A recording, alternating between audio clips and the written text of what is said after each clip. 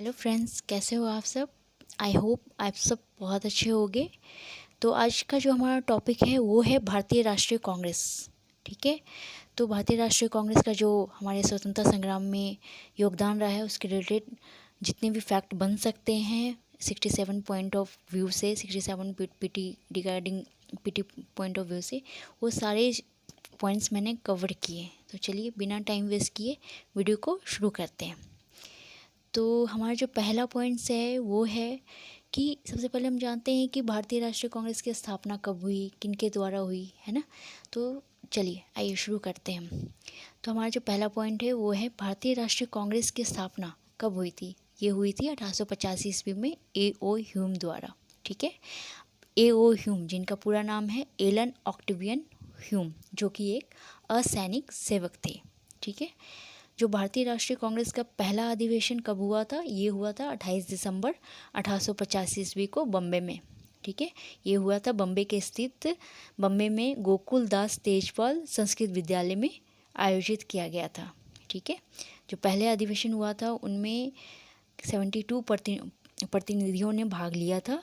ठीक है, भारतीय राष्ट्रीय कांग्रेस के पहले अधिवेशन की अध्यक्षता किसने की थी, ये किया था W.C. बनर्जी ने, और इनके प्रथम महासचिव थे वो थे A.O. ह्यूम।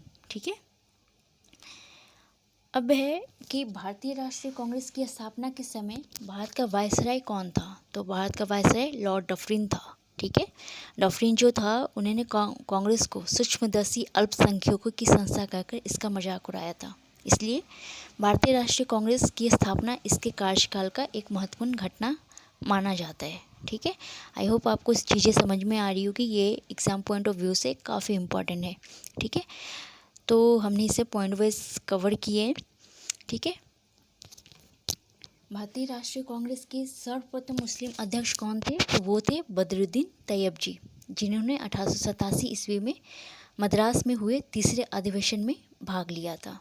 ठीक है, तो ये भी हमें क्वेश्चन पूछा जाता है कि भारतीय राष्ट्रीय कांग्रेस के सर्वप्रथम मुस्लिम अध्यक्ष कौन थे, है ना।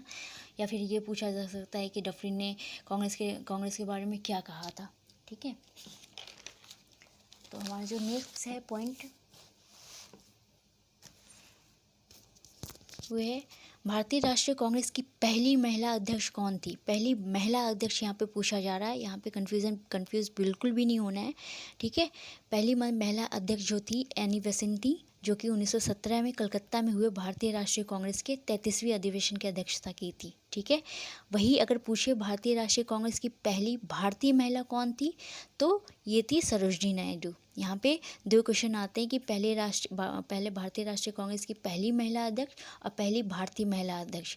तो यहाँ पे बिल्कुल कंफ्यूज नहीं होना है। तो पहली महिला अध्यक्ष कौन होंगी, वो थी एनी बेसेंट, और जो पहली भारतीय महिला अध्यक्ष कौन होंगी वो थी सरोजनी नायडू। सरोजनी नायडू ने 1925 ईस्वी में कानपुर में हुए अधिवेशन में भाग लिया था। ठीक है, फिर है हमारा जो नेक्स्ट पॉइंट है वो है भारतीय राष्ट्रीय कांग्रेस का 27वां अधिवेशन। ठीक है, ये बहुत ही इंपॉर्टेंट क्वेश्चन है बिकॉज ये बिहार से रिलेटेड है। ठीक है, बीपीएससी के रिगार्डिंग 67 बीपीएससी से रिलेटेड है। सो तो आप तो ये काफ़ी इम्पॉर्टेंट है। तो भारतीय राष्ट्रीय कांग्रेस का जो 27वां अधिवेशन हुआ था ये हुआ था दिसंबर 1912 में बांकीपुर बिहार में संपन्न हुआ था। ठीक है, बांकीपुर जो कि पटना में है। ठीक है, इस अधिवेशन की अध्यक्षता किसने की थी, इस अधिवेशन की अध्यक्षता आर.एन. मालवकर ने किया था। इस अधिवेशन में A.O. ह्यूम को कांग्रेस का पिता कहा गया था। अब इससे देखिए कितने सारे क्वेश्चन आ सकते हैं, जैसे कि पूछे जा सकते हैं कि किस अधिवेशन में A.O. ह्यूम को कांग्रेस का पिता कहा गया था। तो हम लिख सकते हैं 27वां अधिवेशन में। ये कहाँ संपन्न हुआ था, तो बांकीपुर में। ठीक है, बिहार से रिलेटेड जितने भी क्वेश्चन होते हैं वो बहुत इंपॉर्टेंट हो जाते हैं बीपीएससी के रिगार्डिंग। ठीक है, तो इसलिए मैंने इस चीज़ को कवर किया है। ठीक है, नेक्स्ट जो हमारा पॉइंट है वो है भारतीय राष्ट्रीय कांग्रेस के लखनऊ अधिवेशन 1916 में बाल गंगाधर तिलक ने कहा था, स्वराज हमारा जन्मसिद्ध अधिकार है और मैं उसे लेकर रहूँगा। ठीक है, किस अधिवेशन में कहा था, तो 1916 के कांग्रेस के लखनऊ अधिवेशन में। ठीक है, इस अधिवेशन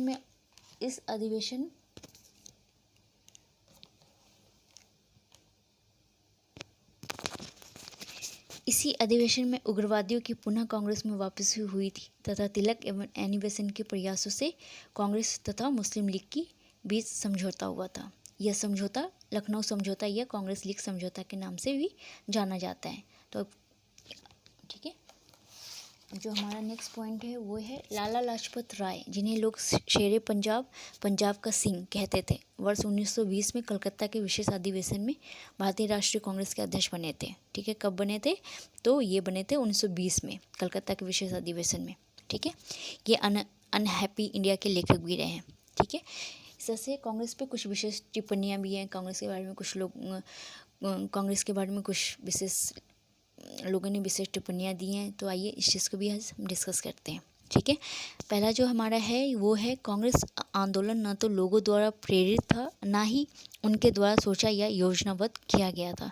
तो ये किनका कथन था? ये था लाला लाजपत राय का। ठीक है, दूसरा पॉइंट है कि कांग्रेस पतन के लिए लड़खड़ा रही है। मेरी सबसे बड़ी अभिलाषा जब तक मैं भारत में हूँ कांग्रेस के शांतिपूर्ण समाप्ति में सहयोग करना है। ये जो कथन था ये लॉर्ड कर्जन का था। ठीक है, फिर उसी तरह से अरविंद घोष ने कांग्रेस के रिगार्डिंग कहा था, कांग्रेस के बारे में कहा था कि कांग्रेस क्षय रोग से मरने ही वाली है। ठीक है, बंकिम चंद्र चटर्जी ने कहा था कि कांग्रेस के लोग पदों के भूखे राजनीतिज्ञ हैं। ठीक है, 1922 में गया कि इंडियन नेशनल कांग्रेस के अधिवेशन के अध्यक्ष कौन थे? वो थे चित्तरंजन दास। ठीक है, भारत के विभाजन के समय भारतीय राष्ट्रीय कांग्रेस के अध्यक्ष कौन थे? ये थे JB कृपलानी। तो जो भी 67 BPSC PT के रिगार्डिंग जो भी इंपॉर्टेंट फैक्ट्स बन सकते हैं वो मैंने कवर किया है। बाकी जो इसके जितने भी अधिवेशन हुए हैं वो मैं अलग वीडियो में कवर करूँगी, बिकॉज वीडियो काफ़ी लंबी हो जाएगी। तो मैं इसे दूसरे वीडियो में कवर करूँगी। तो अगर आपको ये वीडियो पसंद आया तो कृपया करके लाइक करें, शेयर करें, सब्सक्राइब करें। मिलते हैं नेक्स्ट वीडियो में नेक्स्ट टॉपिक के साथ। तब तक के लिए बाय।